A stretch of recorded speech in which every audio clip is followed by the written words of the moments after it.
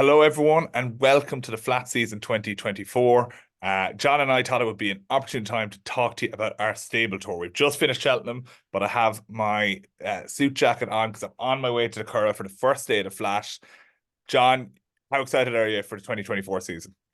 Very, I don't have my suit on yet, but I'm waiting for you to get me a ticket, Jack.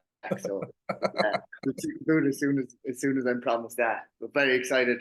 Farrell obviously with his very first runner today, which adds a bit of excitement to it. First 2-year-old race, Group 3. So great day to kick the whole thing off.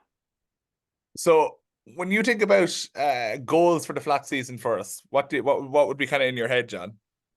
I think Royal Ascot is always something we take aim at. We unfortunately didn't have a runner there last year, but we did the two the year before, and I think we probably have our strongest team to get there this year. Maiden winners, and just crack, heading to all those big festivals, even the small festivals in the smaller track, just to get as many winners and as much crack as we possibly can. Yeah, look, I'm always struck by Galway every year, how much fun that is as a trip, for all our owners. We had runners at Goodwood last year, we had runners at Newmarket, we had runners all over the shop, but Galway always just stands out to me. It's really great fun over the summer. Of course, we have the Irish Champions weekend, which we'd love to have a runner. One of the horses, which we'll touch upon, has a entry already at Irish Champions weekend, which is exciting. We also have stretched our legs a little bit and gone further afield. So we love having horses in the UK and Ireland, but we also have a new horse in France this year, a very exciting 2-year-old. So we'll talk about that in a minute, but we wanted to kick off with something closer to home. We're going to go about 5 minutes away in about when we finish this call, which is the Curragh of Kildare and our Ravens Pass, John, with Johnny Murtagh. Yeah, look, I haven't hid my admiration for this filly. I absolutely adore her. I think she's one of the best physicals that we've bought over the past 3 or 4 years. She's a fine, big, strong, burly filly, weighs in at nearly 500 kilos, which for a 2-year-old is massive. But speaking to Johnny, he's keep kicking forward with her. We think she's probably going to be a 7 furlong filly, but she's stepping up in her work every week. She's taking everything really well, and I know the lads in the yard really love her. So she's one that we really have to look forward to, Jack. And I suppose with the Goffs Millions and those, the Goffs 2 million series is going to be a big aim for this filly.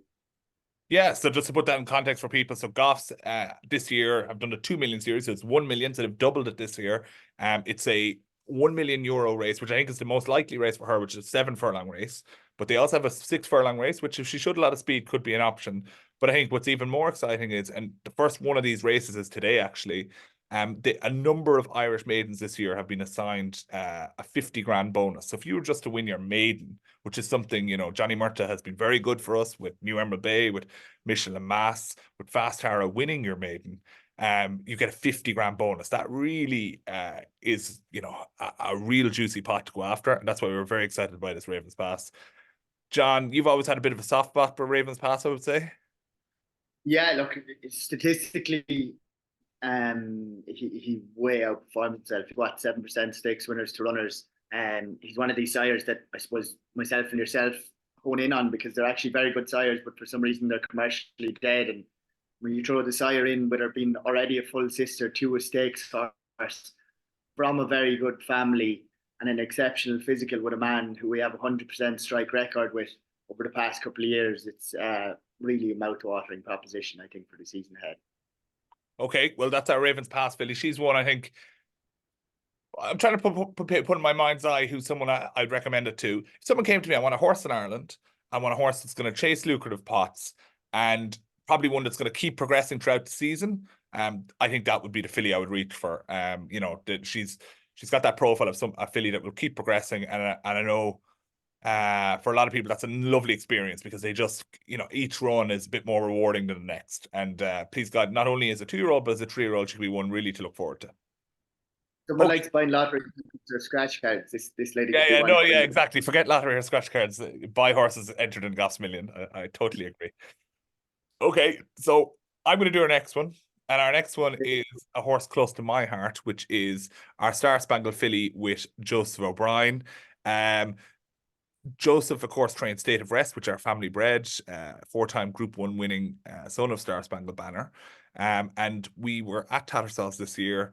Myself and John love Star Spangled Banner, I would say. And we're bidding on this filly from very good breeders in Ballyhimmock and Stud, who we know very well. And who is bidding behind us but Joseph, who we got on very well with. And of course, we have horses with. So rather than bid against each other, we decided to give the horse to Joseph.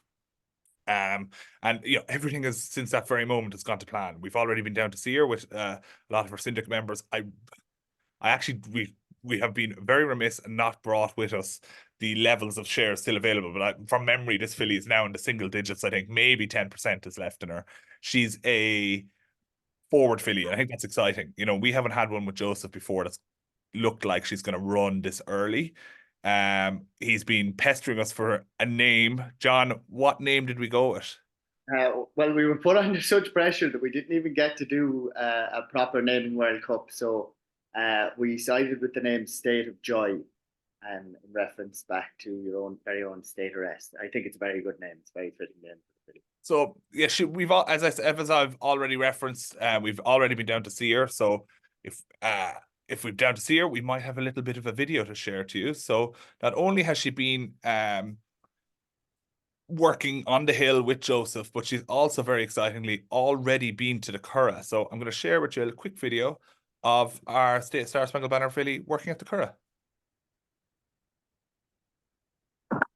The very exciting thing with this filly as well, Jack, is that Joseph reckons she's going to be first quarter of the season, but she also has the physique that will say that she's definitely going to train on. Like, again, she's a fine, big, strong filly with plenty of scope. So even if she is out early, she's going to run running through. Look, and she was very professional there, John. We'll have a listen to what the jockey had to say afterwards. Yeah. Don't to travel, it's always her job. And got a little bit tired, but yeah. Filly, I was impressed with her for the size of her. Was she keener or she was traveling? Her window's a little bit raspy for her. Okay. Very well done. Look, John, I think that speaks for itself. The big filly, but impressed him. And please God, she's one that can get us on the scoreboard very early this season in Ireland. Yeah, good comments from Hugh Horgan there. And, Joseph is getting him away to the Curragh this early in the season. It's normally a good sign. So we've got our fingers crossed and hopes are high for State of Joy. Next up, John, we've gone something a bit different this year. A friend of you and I, Tim Dunworth. What have we done with Tim this year?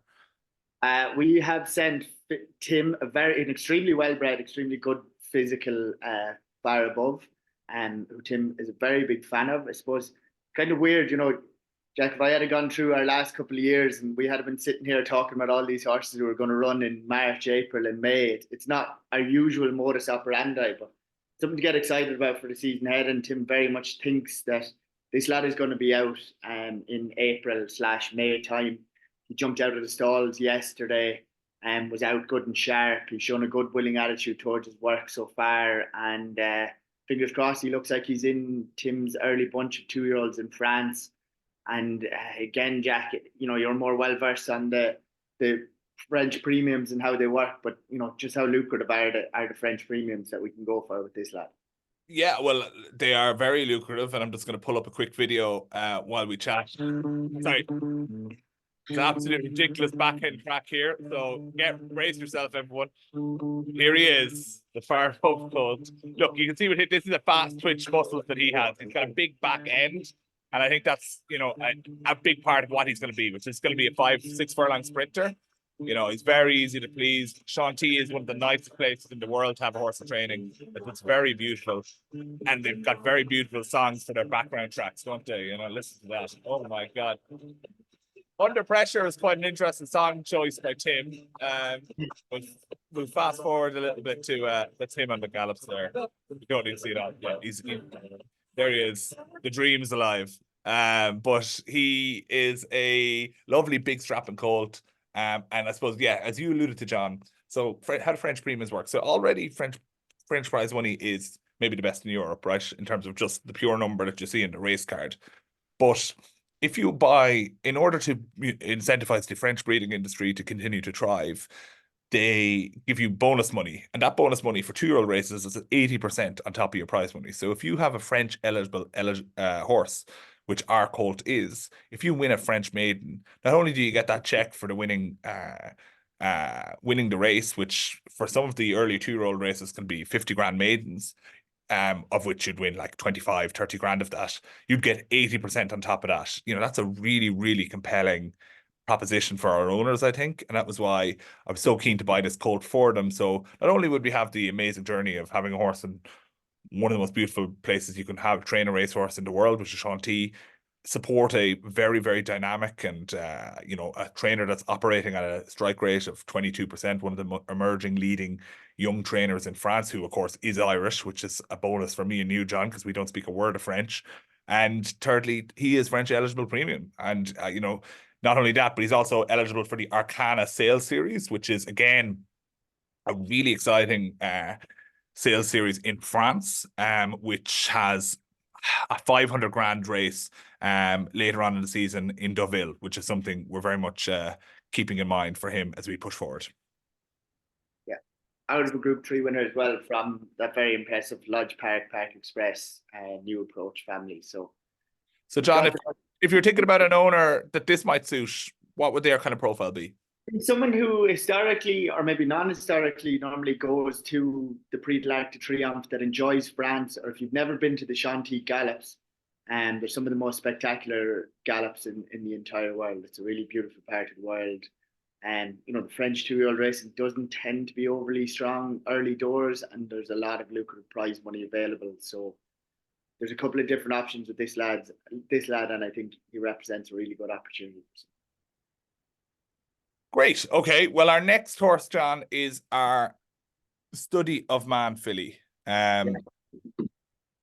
Study of Man. What do you think of him, and what do you think of this filly in particular? I'm a massive fan of the sire. A good friend of mine, Niall O'Connor, is the assistant racing manager for the Niarchos, who obviously raced Study of Man, and myself and himself to be pinging texts back and forth. How excited we are about Study of Man and how he's done so far. You know, even last week, James Tate released an absolute weapon. I can't think of his name now. Knight something. First time out, he absolutely bolted up and looks a lively Guineas candidate. So we got a lovely, nice couple of back ends. He's obviously already had a Group 2 winner, courtesy of Paddy Toomey's horse. So he's really already way exceeded what I ever thought he would be able to do, and the horses look like they're already getting better at trees. So I think he's in for a very exciting year. And you know, this filly, Jack, I suppose this is a pedigree that it's not a usual U pedigree, but when you actually delve into it, it does make a bit of sense, and it is quite impressive when you break down the figures. Yeah, well, look, I think the first thing to note is I'm very big into, you know, strong breeders, and for me, for my money, you know, the emerging best breeder of a new farm in the UK is Chasemore, and this filly came from Chasemore, and people might not be aware, but they have a full transparency approach to when they sell. So that involves giving full x-rays. It involves giving a real detailed breakdown of the welfare of the horse, the weight, some fabulous videos in connection with the horse. And that really gives you a lot of confidence that you can interpret that data and maybe unearth a little bit of a gem. And that's what I thought this filly was. She's not going to be our earliest filly. No, that's not what we bought her to do. We said we're going to be patient with her, and our target will be that she's GBB eligible. GBB is a bonus series. You're identifying a team, I suppose. We try and find the best value for our owners so they can get the best return on investment. And frequently that could be finding horses we think fit the criteria of their sales races or perhaps their bonus eligibility. And a GBB bonus, because she's by a UK-based stallion, and because she was bred in the UK, she's 100% eligible for that. So if we can win a GBB race, we get 20 grand on top of our on top of our prize money, and that's sterling. You know, that's a real big dent in the coffers for the year. And she's a filly I think actually could do that. But the best way to do it is actually be a little bit more patient. So she's joined Matt Hampton, who's a very talented pre-trainer, right beside Ollie Sangster. He's building her up at the moment. Ollie said, this is the filly I want to see thrive over the summer. I don't want to see her whizzing up the gallops in the early spring and then having nothing left at the end of the year. So I think this is going to be a year-long fun journey. She hasn't missed a beat. She looks $1 million. And hopefully her stallion continues to show the progressive profile that he's shown to date. And she is part of that story for him. You know, I think if I was a UK-based owner, this would be very high on my shopping list. I think she's a lovely, classy filly. And who knows where she might take you by the end of the year. Yeah, and that, you know, getting inside the gates of Manton as well, where Ollie is training, is for any racing fan at all, you know, the history behind it and the facilities that are available to Ollie. It's one of the most spectacular training facilities in the entire world. Okay. Next up are Harry Angel, John. Yeah, so look, the lad Raji broke 2 for us. Rodrigo Gonzalez broke 2 for us this year. He's a good friend of mine. I used to work with him in Joseph's. He'd be very closely associated with Robson Aguirre. He had the Harry Angel and the Fire Above the Law, and he absolutely loved this filly. You know, he was raving. He said we thought she was going to take a little bit of time, and that she was going to be a bit backward. But you know, Roger's on to me saying that she's definitely one that's going to be able to place or win in a 6 furlong maiden with the scope to hopefully kick on as well. You know, being already a half sister to a Group 2 Coventry winner, Royal Ascot winner in Bertino, and she's got the pedigree to back her up. And Jack Harry Angel is a sire that both you and I absolutely love. Yeah, look, she is, and you know, I think Rodrigo's a very good judge. He does a lot of work with the Amo racing horses, which we've all seen, those purple silks. So you know, if he sits up and says something positive about your filly, you know, I pay attention. Diego Diaz is a horse, or trainer. She's not a horse. Is a trainer though that perhaps people don't know yet, but I guarantee you will know. And hopefully, we're getting in at the ground floor of that for Diego. And you know, I think she's a filly I'm really looking forward to. She, you know, horses are not always straightforward. So unfortunately, a few weeks ago she had a minor issue, which now thankfully we can say is looks like is resolved. Touch wood. But I'll just show you a quick video of that. Basically, she had an open wound, and we needed to get the wound resolved. You can see there, it's all now papered over, lovely. So it's just about a healing process for her. But once that healing process is concluded, she's a filly that already came to hand very quickly, and I think is going to be one that I'm looking forward to seeing what she can do in the race course with a runner luck into the summer months and into the later half of the season. But you know, half sister to a Coventry winner in Bertino.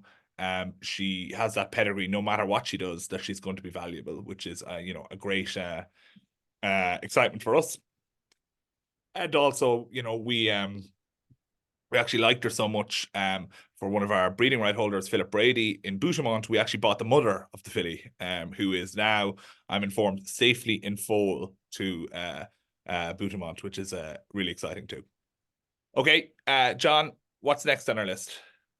Well, we have Fire Above the Law is the last, but certainly not least, and looks like we must check it entries actually, Jack, because yeah, entry. Brocklesby will be out just in about 10 minutes for 15 minutes. So we were recording this a little bit early.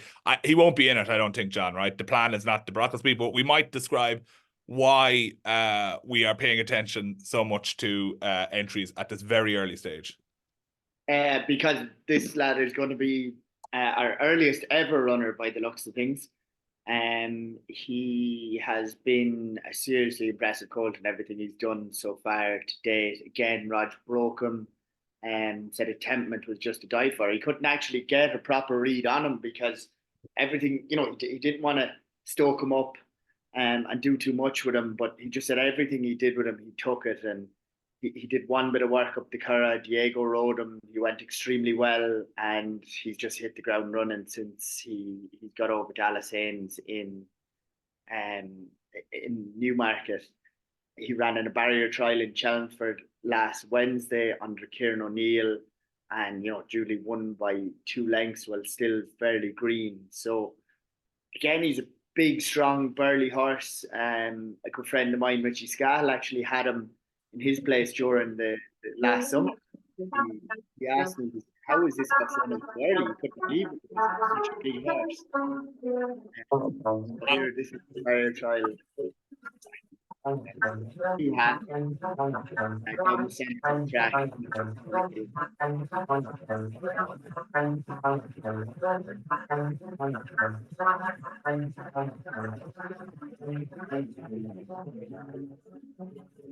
So what was your take on that, Jack?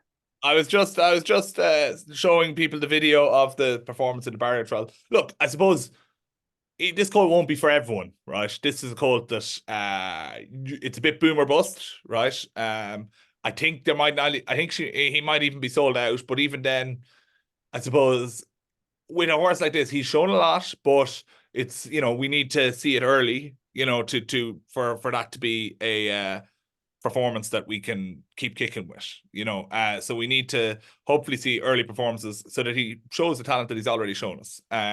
But if that is and that was what a lot of people got stuck into this horse for, that's exciting. And the fact that he is ticked every box so far, is going to be one that I think we're really looking forward to. He's penciled in, as he said, John, for the 29th of May in Chelmsford. And please God, he gets there in one piece, and he's one we're really, really looking forward to. 29th of March, not May. Sorry, 29th of March. Yeah, my God. Right. So that is the team. If you are interested in any one of them, there's a few things you could do. One, you can book a time to speak to me or John by the link below, the Calendly link, which you can click. You can also just go ahead and just secure your shares. I think we've given a great description of all 6 there. We, of course, also have our Glen Eagles filly, which is with Joseph O'Brien and progressing towards the debut. But we just wanted to focus with our on our 2-year-olds for today, not bombard you with too much. And also just a quick message of thanks. We've had a real run of shares. A lot of our horses have been selling out on the national hunt, and now it feels like a lot of the flat horses are also going to sell out as we turn our attentions to the flat season. Thank you very much for that support. It really, really makes what we do very worthwhile and very exciting, because we have a new collection of owners that we put together that are getting involved for the first time, and lots of existing owners who are getting stuck in, or even more stuck in than they ever have before, taking larger shares, and really, really excited for what we put together. So sincerely, thank you. John, any kind of parting thoughts as we wrap up our stable tour for 2024? No, but look, I just think it is probably the best team we've ever assembled between early horses and back end horses. Personally, from my point of view, I'm extremely excited for the flat season ahead. Well, everyone, wherever you are, I hope you enjoyed that quick canter through our team, and best of luck for the 2024 season, whichever horse you pick as your star for this year.